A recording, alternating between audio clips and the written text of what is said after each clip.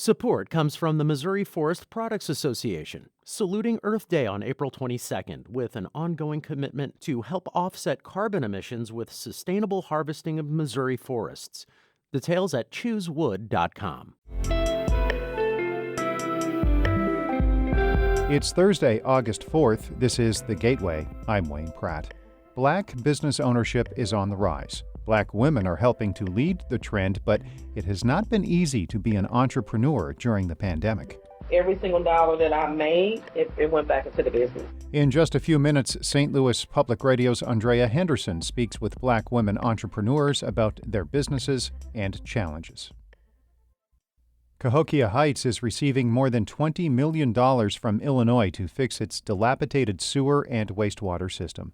St. Louis Public Radio's Eric Schmid reports about half of that was delivered yesterday. The $9.9 million grant will be administered by the Illinois Environmental Protection Agency. It pays to fix or fully replace 35 lift stations and for thousands of feet of sewer lining. City officials expect the full scope of this project will take 3 to 5 years to complete. Yvette Lyles has dealt with chronic flooding in her Cahokia Heights home for decades. She says she's tired of waiting for improvements. We need immediate relief. We need actions. We need to see the stuff going on. We need to see the pumps pumping the water where it's supposed to go. Last month's historic flash flooding inundated her home and many of her neighbors with stormwater mixed with sewage. In Cahokia Heights, I'm Eric Schmid, St. Louis Public Radio. Illinois Governor J.B. Pritzker has issued a disaster declaration for St. Clair and Washington counties in the Metro East. That follows last month's record rain. The Belleville News-Democrat reports Pritzker is not sure if there is enough flood damage for a federal proclamation. The governor does not have a damage estimate, but tells the newspaper, quote, "It's serious enough that declaring a disaster made sense." Officials in Missouri issued emergency declarations after last month's floods.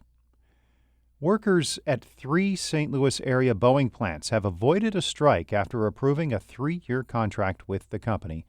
St. Louis Public Radio's Jeremy Goodwin reports. The union had rejected an earlier contract offer from Boeing, which included a reduction in the company's contribution to employees' retirement accounts. The new deal with the International Association of Machinists and Aerospace Workers includes a 14% wage increase across 3 years, and it doesn't change the retirement fund match or health insurance plans. The contract covers 2,500 workers at plants in St. Louis, St. Charles, and Mascoutah, Illinois. They build military aircraft, including the F-15 and F-18 fighter jets. I'm Jeremy Goodwin, St. Louis Public Radio. St. Louis has made major changes to the discipline process for police and correctional officers. Mayor Tashara Jones has signed a bill creating the Division of Civilian Oversight. It will be led by a retired FBI agent. The division will include civilian oversight boards for police and corrections. It will also conduct independent investigations of misconduct and use of force. The Missouri Department of Health and Senior Services says 185 people in the state died from pregnancy-related causes between 2017 and 2019. As St. Louis Public Radio's Sarah Fenton reports, the department's report shows many of those deaths were preventable. Pregnancy-related deaths refer to someone who has died during their pregnancy or 1 year after giving birth.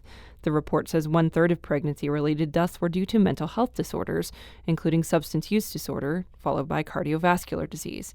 Ashley Otto is maternal mortality coordinator at the department. She says pregnancy can cause mental health problems like postpartum depression or make existing ones worse. Underlying mental health conditions that the pregnancy itself or the stressors that having a new baby can cause exacerbated that other mental health condition.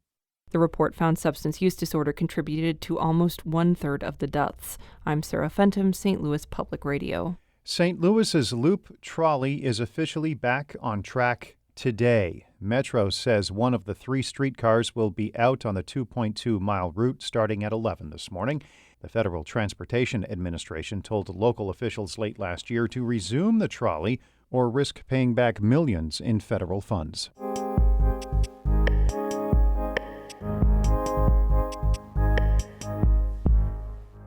Many black business owners found it hard to keep their doors open during the pandemic. Some could not obtain loans needed to survive a public health crisis.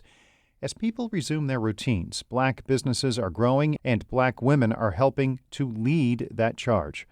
St. Louis Public Radio's Andrea Henderson spoke with 3 Black women entrepreneurs in the region who started their businesses during the pandemic and are thriving now. It's a sunny Friday afternoon at Creole with a Splash of Soul. Restaurant owner Rhonda Walker just opened her doors at 2 p.m. and in walks a family from New York City. How many total? 10, okay, yes sir. Walker opened the eatery a little over a year ago. As she prepares shrimp and grits in the kitchen, she says business was booming at first, but dropped off a bit over the winter. Now the restaurant is busy again. Every single dollar that I made, it went back into the business. But it wasn't easy. The North St. Louis County native couldn't get bank financing. So being that I was brand new, I was told that the restaurant industry was pretty much ravished with funds, especially with the COVID pandemic. She put about $30,000 of her savings and family loans into the business, and she sometimes works as a nurse to cover expenses and to pay her 2 employees. During the pandemic, some Black women in the St. Louis region turned their passion projects into businesses because they were burned out from previous jobs. And it was hard to find new ones in the service or hospitality industry because jobs were drying up. Giselle Marcus is a diversity, equity, and inclusion professor at Washington University in St. Louis. What's happened with COVID has kind of shined a light on the fact that there's other options out there, of which entrepreneurship is one. According to researchers at the University of California, the number of Black-owned businesses has increased by about 30% nationwide since before the pandemic, and Black women are driving that growth. Rachel Burns is one example. The St. Louis financial investment consultant opened her ice cream company Bowl Spoons Creamery in May 2020. She initially planned to sell specialty ice creams to restaurants, but scratched that idea and set up an online store. And then I just put like little samples on our neighbor's doorstep, which actually worked well because everyone was home. Those little samples turn into ice cream pints and gallons. She sells her products at Tower Grove Farmers Market. Burns started out operating out of a commercial kitchen in downtown St. Louis. Now she makes ice cream on her 57-acre farm and creamery in Park Hills. As we wait for mint ice cream to freeze in her over 3,200 square foot creamery, Burns says her business has grown exponentially since the onset of the pandemic. When we got our first online sale, it was $40. It was not a life-changing amount of money, but it was like just a little nugget of proof that this might actually work. Schnucks Markets began selling products from Black-owned businesses in July 2020, including Bowl Spoons Creamery. And now Burns' ice cream is in over 20 local markets and shops. Another woman who found success as an entrepreneur during a pandemic is Tiffany Wesley.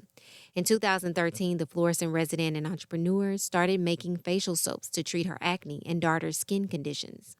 2 years ago, she started selling body butters, oils, and cleansers online.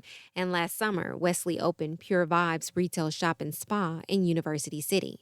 She soon found there was a big demand for her products. It was just like perfect timing, like it was destined, right?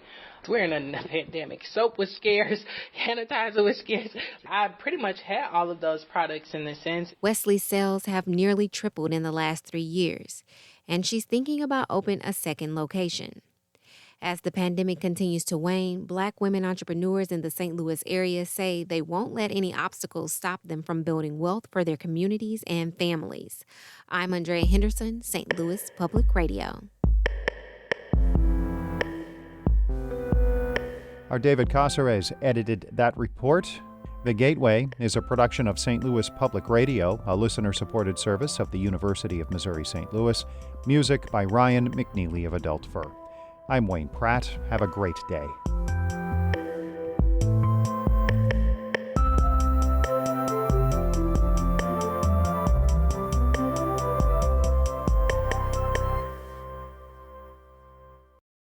Support comes from the Missouri Forest Products Association, saluting Earth Day on April 22nd with an ongoing commitment to help offset carbon emissions with sustainable harvesting of Missouri forests. Details at choosewood.com.